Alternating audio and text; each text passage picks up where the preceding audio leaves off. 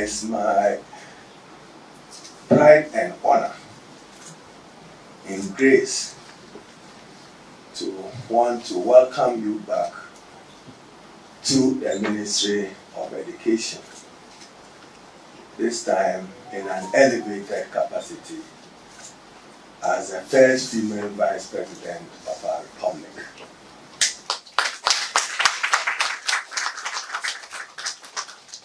In fact, it is my prayer that God will give you long life and good health, that probably you will be elevated to become the first female president. That Allah grants you that strength. For I've been in cabinet with you at least the first session of the cabinet and the second session of the cabinet. And I can say without fear of contradiction that you remain an unquestioned champion of education and gender rights and gender interests and inclusiveness generally in the pursuit of government policy. So I should have just sung Mami Dindi and then I said to you as you arrive at the Ministry of Education. On the table across the aisle, I see Director Tertiary Education, Director Free Senior High School, Director of Finance, Director General UNESCO, Director General GES, Director General Ghana Library Authority, Director General NASIA, Director General Commission for Tertiary Education, and Director General SENLOS, Deputy Administrator Get Fund, and my own Rural Deputy of Clement Park, supported by our Chief Director.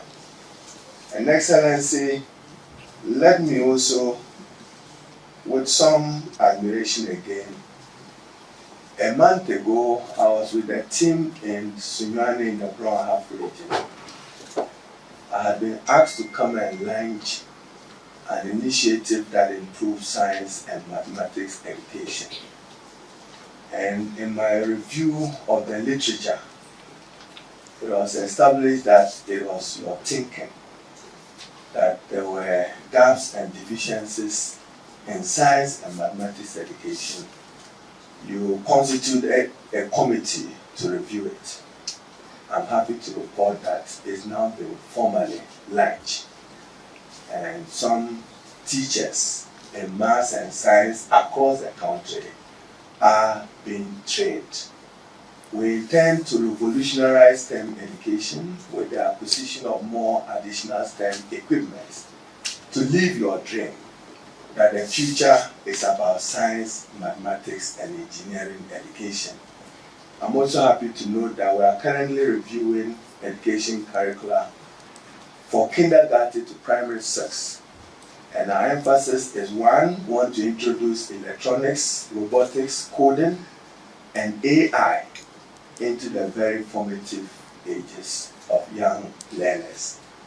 It is our firm belief, again in your dream, that foundational learning holds the key to educational success generally. And we intend with your support to invest more in foundational learning.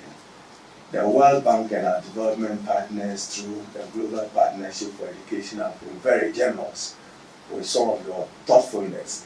Only today I got another advice from TTEL, one of the institutions to strengthen, as to us working to avoid gaps in the availability of textbooks as schools gets reopened.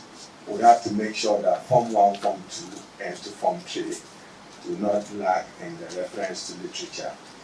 At the higher education level that you had the honor to serve our country as Vice Chancellor, again a watershed of the mark at that time, ours is to expand access to higher education. We are looking at the establishment of a dedicated university for Bunu in Kintampo, with campuses around 2 other communities, including in Kwaranza, to serve that particular area, and to look at 3 additional technical universities in the North Savannah region, Northeast OT region, and west and north. We are looking at some initiative, and I'm sure we'll be happy for you to cut the sword. With Nasia, I'm compelled to make a comment because we are concerned about discipline in our schools. We've noticed a worrying phenomenon, which is un-Ghanaian, of Ghanaian students having weapons on schools, whether it's a machete or it's a gun or a cutlass, not acceptable for our campus. So we are beginning to emphasize that Nasia should play a more elaborate role, and schools should conduct randomized searches in order that students don't go into campus with this. But I've assured the Director General of GS that they have your absolute support in ensuring and not compromising on any matter of discipline. Excellency, I see the representative of the Ghana Student Loan Trust, and probably I'll end on that note once I say Akwaba, that part of the policy blueprints of the government you are supporting President Naana to lead under his recent agenda. One of the most impactful initiatives, as I assumed office as minister, has been the no fee stress. And it is my wish that we do everything possible to sustain it as a government. And for those who want to accuse me of being partisan, maybe I choose my words carefully. In years past, Excellency, they used to challenge the NDC that where are your social interventions policy? I'm sure rightly today we can say no fees policy, free education for persons with disability. And eloquently answers those questions. So for me, what is important now is the sustainability of those initiatives, not the launching of it. How we sustain them, because both parents and students are happy about it. Then technical and vocational education.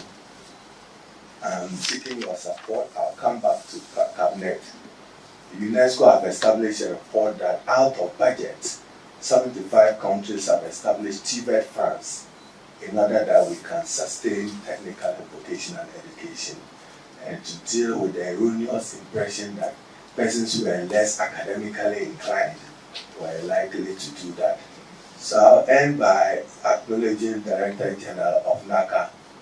When my English and P was not good, I couldn't call him Bequeen. I said Professor Bequai. So on that note, it's our pride and honor, and on behalf of the very distinguished staff, men and women of the Ministry of Education and GES, to say a warm welcome back home and to assure you that you can count on us on any journey that you choose to embark on. We pray that God Almighty will give you the grace. So, maybe we'll end the Alex. So, on that I was going to say that, first of all, good afternoon, all of you, and thank you for accepting us. I can see that the room is full, and that is very much in line with education. I think we have about, what, almost 30 agencies by now? Yeah, or more. Or more. And if you look at the history, we've done 40% of the national budget before, and yet it's still not enough. And with good reason, you know. This is a visit that maybe we should have done earlier, but there were so many things as they keep engaging us, and that explains why it's taking a little bit of time. We didn't want to come at a time when the ministers were in Parliament, so you know our schedule has been impacted that way. So we are very, very happy that today we've been able to make this visit. For me, and for Alberta too, is a kind of homecoming, because it's coming to a very, very familiar territory. I can remember some of the faces, but I also know that others have joined, and that's the way it should be. So welcome all of you. I have no doubt that everyone is doing the best they can, if not for ourselves, at least for our young learners, so that the best in them can also come out. You referred to one or two of the initiatives in the past, and we were very concerned at that time that at almost every corner in Accra those days, you find signs of remedial classes. So we did our research to find out exactly what's happening. And WAEC was very, very supportive, giving us all the data from the 60s, working our way out to see what really is the issue. Why is it that our children are having difficulty with these subjects, and what we could do? So that led to some of those interventions. So I'm very happy that we can go back to them. In terms of the new universities and so on, we made that promise in our manifesto, and we are going to operationalize them. Our interest is not only the numbers, it's also to ensure that we can diversify the tertiary space and theme them. And you can see that is why we did the Eastern University the way we did. And that is also part of the reason why we raised the status of the polytechnics to technical universities. It wasn't a joke. It was a lot of hard work. And I think here is the time I need to commend people like Dr. Christina Mwakunwama, who had all the patience with us and worked with us doing the human audits, equipment audits, curricula, all kinds of work. And I was assuring the minister that the steps that lead to the postgraduate programs still remain. So we have not, some people thought that we had thrown away the polytechnics and now we are doing universities. That's not the case. We didn't think it was right to tell anyone that, oh, you can, if you are studying a technical subject, the highest you could go was an HND. We thought that wasn't fair. If the person has the talent, has the interest to go further, why can't the person go? So we created the space for people to, to fly as high as they could go, and not to have the government itself capping, their wings. We thought that was wrong. And that was also not helping us with our own economic development, because it's about the quality of the human resource that will drive that economy. And so if you don't train them to the highest level, it means that you have decided that you are not going to go further. And we didn't think that was the way to go. I hear you on discipline. I think that one is everybody's responsibility. We raise them in the homes. We speak a certain way that sometimes makes our young people feel that it's okay.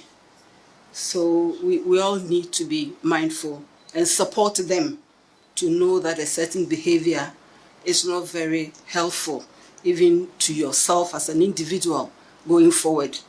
As to a young person going to a class with a cutlass, I don't know. I know you're going to do agric and all of that, but I don't think that is why they are going with a cutlass. And how about the gun? Are they going hunting? None of this is helpful. To damage yourself, damage other people. That's what a school, is meant for. It's a place where you can share ideas. It's a place where you can agree, you can disagree. There's nothing wrong with it.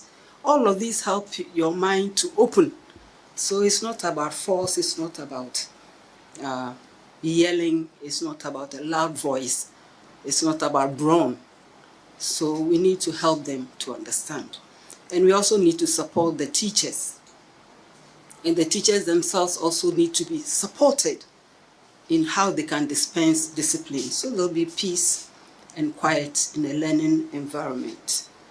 And yes, we have operationalized the no-fee stress policy, and we are very, very happy about it. And, we were also the ones who looked at the student loan plus. We brought in the plus for a good reason. Those of us had a bit of experience and knowing that some students would gain admission all right, but in order to qualify for the student loan, you ought to have registered. And we saw that some would not even have the means to register, let alone qualify. So we created the plus to ensure that if you had your letter of admission, we will support you to register. And I remember those days, I was saying that we'll deduct the money from the loan because we didn't want people to abuse the system. But we never did that. And if you know President Mahama, he's always very compassionate, and he'll ensure that if the person already doesn't have even enough money to register, there's a problem. So going to deduct money was neither here nor there. So now if you've gone a step further, and the first year has no stress, there's the Get Fund people, where are they? We are hoping that as we go forward, we'll be able to do proper means testing to support. There are some who need 2-3 times the amount so that people will be properly supported and they can learn in peace. So we are very, very happy about that. In terms of the funding, as I said, we never have enough, we know. And whether we are setting up a fund or not, it's the same pot, isn't it? From which we are going to create the fund. Therefore, we may want to envisage a time where the pot is big, the pie is big. Actually, the pie should be so big that even if you have 10%, it's okay. So as a country and as an economy, we have a lot of work to do. And I have no doubt that all of us will put our hands to the wheel and ensure that we are building a very, very stable country for all of us. And that is where the sustainability hopefully should come in. So I just want to end my comments now. Thank all of you. I know there may be challenges in each of the agencies, but it's very important that we see each in the other. Let us collapse the silos. Let us learn to work together. There's so much talent in almost every agency that we can learn from, we can share. And I want to urge all of us that we learn from each other, we share our expertise, and that way the results are positive for all of us. And that's what matters most. I know you are doing your school placement and you have all kinds of people besieging, if not your offices, your homes, your phones, and all of them. What can we do? Let's just try very politely to explain the situation. What we tried to do then was to create more A schools with the E-blocks. And that's one of my regrets, that we were not able to implement all of it, to run the whole system, to demonstrate that yes, you can have more A schools. And it doesn't matter whether they are boarding or day, but the rest they say is history. We'll pick up from where we are, and with everybody's support, we'll do the best we can. Thank you all very much.